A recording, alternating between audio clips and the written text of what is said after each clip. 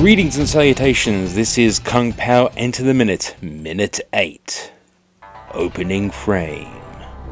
A mostly orange blur with a sharp white orb, and a larger blurry white orb. We dissolve back to the shot of the Chosen One walking towards the camera as the narrator fills us on his backstory. So on he walked. A shot dissolves into something clearly not walking. And sometimes drove. We are informed that the Chosen One likes to Partied with the desert creatures. This further symbolizes his close relationship with the small indigenous creatures in this movie. As we watch the Chosen One walk into a dilapidated urban environment, the narrator hints at the life he is about to embark upon. Little did he know that before him lied a mystical road of great warriors and legends. As the three triangle symbol fills the screen, the Chosen One is confronted by a muscular gentleman wearing a sleeveless black suit with a yellow sash, brandishing a shaved head with a dragon tattoo on his forehead. We cut to a close-up of the imposing figure as he exclaims to the Chosen One, "Your days are over, mister." Before moving to a mid-shot as he shows off his kung fu moves. The Chosen One himself returns the gesture of a frankly bizarre series of moves, until we get to a zoom in on his nostrils, imitating a rodent quickly sniffing. The muscle man snaps his head around with his ponytail, creating a whip-crack sound before moving towards the Chosen One to attack, only to receive a palm strike to the chest which throws him back several feet. Multiple other opponents reveal themselves to the Chosen One as the narrator explains. He lived under constant attack. What they had not accomplished when he was a child, they sought to now finish. Surrounded by his opponents, one decides to finally attack the Chosen One, who effortlessly blocks all strikes in the closing frame. We see the Chosen One's foot retracting after he kicks his attacker in the face. So we finally get to some action in the movie with not a baby, which is good, which is good. So in the previous minute, I of course was talking about anachronism and went off onto a tangent trying to figure out if it was anachronism. Oh yeah, the car definitely is an anachronism in this. I mean, I kind of knew this was coming. Of course I knew this was coming along when I recorded the other thing, but that was the thing. That was just a little bit unsure about that lighter. I should just, not bothered. I got an episode out of it, but it's a great gag that, the lone wanderer who walks the world searching for his destiny and then and occasionally he drives and occasionally parties with animals, which kind of segues neatly into what I actually want to talk about is the animal kung fu. In the previous minute, the narrator talks about being brought up by the rodents, and he still parties with the animals. He even has a dog sidekick occasionally when he just turns up and for a quick one shot to the camera. But this is something we see explored in his fighting techniques. He has these bizarre stances. Well, it's almost like a human's interpretation of an animal fight.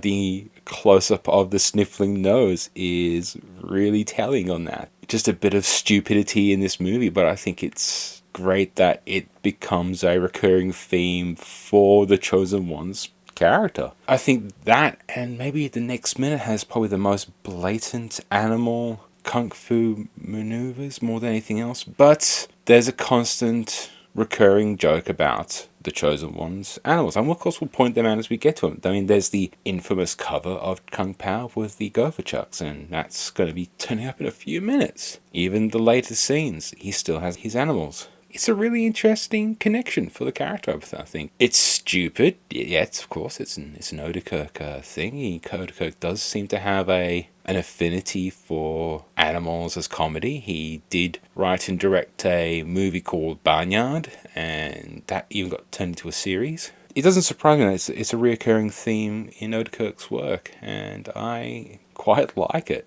But we're just finishing the setup here. In the next few minutes, we start to see more about who the Chosen One is in his physicality, in his somewhat ambiguous power. It's really hard to just really nail down the Chosen One's power set in this. Again, it's a comedy film. It's not meant to be taken too seriously and too literally. So let's talk about definition in media. So this was probably shot on like 75mm film, or at least the stuff that Odenkirk shot. He probably wasn't shooting on video given the quality of the image and stuff like that, but it was probably just your box standard 35mm. The original was definitely on a film, but as the decades went on, and I think they managed to get one of the work prints. So I don't think their transfer is off of VHS, although there does exist VHS copies of Tiger and Crane Fists. There is a potential upscalability to this movie. However, what we're running off is the DVD. So this is just standard definition. Now, I have upscaled it in Premiere to fit YouTube. So that's HD. And what I found fascinating, even just upscaling it cheaply and digitally. Oh, and even watching this on like a 4K screen and stuff like that, it's funny how much some of these details do tend to pop when you see them in a little bit more definition or a little bit bigger screen. And one of the things I found really interesting was the tattoos on the bold muscled guy.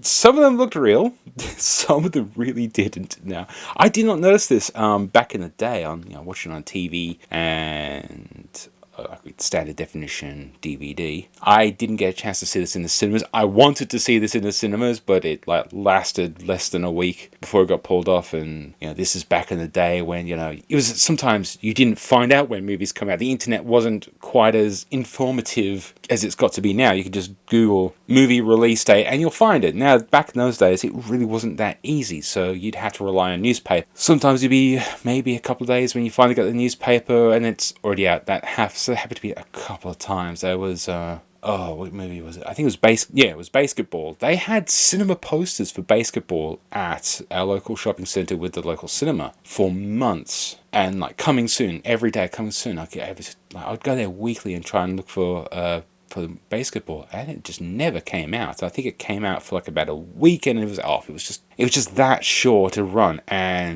but the posters were there. Sometimes these kind of movies just don't come out that long in Australian cinema, and it kind of sucks because I would have loved to have seen this on the big screen in a cinema print.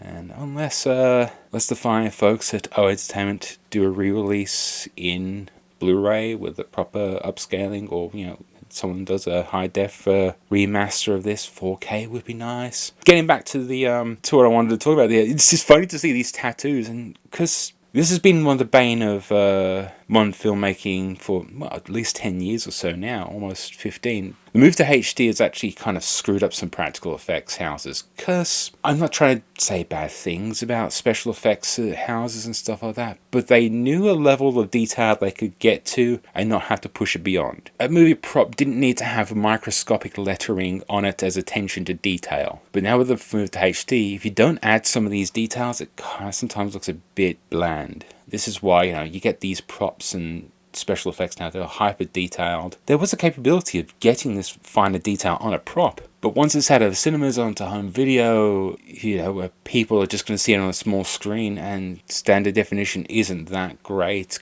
especially nowadays, most people didn't bother. There's a reason why a lot of old school sci-fi props looked a little bit blocky, because they knew they were going to be on for TV. They just had to be enough detail there to get the point across, but they knew that no one's going to be able to zoom in. What's the point in spending an extra 2 weeks on a prop to get minute detail down that's never going to be seen? That's problem that's happening now, is that we're needing that extra definition. But we're actually kind of seeing this kind of return to practical effects, which is really good. The point I'm getting across is the tattoos look a bit shit now.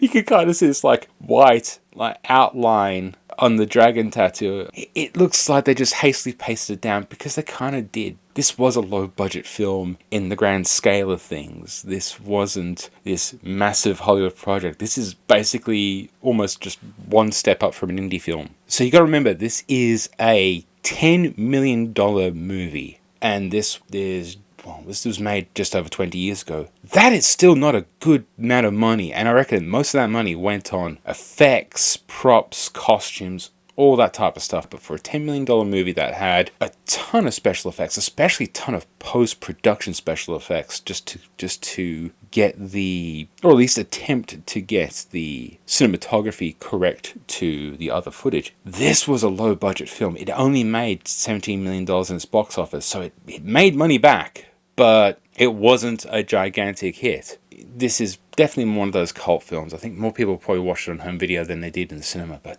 it wouldn't surprise me if it's like, we're just going to lay this tattoo down and we're not going to try and clean it up as much as possible, because this is just going to go straight to VHS and DVD, and no one's really going to care that much. Actually, when this was made, this is going to go straight to VHS. The DVD was not a popular thing. It was out, but it was not a big thing back in the day. So who knows? Maybe there is a capability of this being a 4K up transfer. Maybe we should put out a petition for Odenkirk to do that. That'd be great. If that's my only achievement in doing the series, is to somehow get an HD or a 4K release of Kung Pao, I'll be happy with that.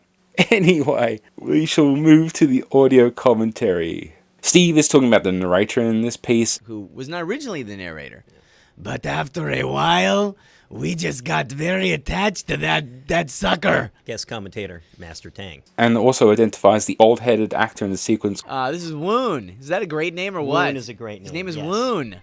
He has a single name. It's like a share thing going on, but he's Woon. What a name. In the What Are They Really Saying section, we get this gem. What kind of bird is crowing? And finally, with the audiobook, we have this nugget. And occasionally party with the desert creatures. So thanks for listening / watching / whichever particular service you're viewing this on. If you wish to kick me some money, I have a Ko-fi account. Ko-fi. One day I'll probably find out what that actually refers to. I mean, I know it's a coffee, but how they want to pronounce it, I don't care. Just throw me money. I have a Patreon. If you want to donate, please go ahead. I know this is a particularly rough year, and I know most people don't have any money. I certainly don't. That's probably one of the reasons why I'm trying to get other people to give me $5. You don't have to give me $5. I mean, the lowest tier is $1. You can always donate more. I'm not going to say no. But more importantly, please like, share, comment, subscribe, all the other things. I think I forgot that you got to hit a bell or something if you want to receive this, like you want the algorithm to actually get me this to you, or just do what I do. Just look at the subscriptions tab on your YouTubes. That's pretty good. I mean, I also have SoundCloud. I don't know who's following me on SoundCloud. So if you want to follow me on SoundCloud, it's there. But beyond that, everyone, do keep well. Do good to yourselves and others, and I'll see you next time.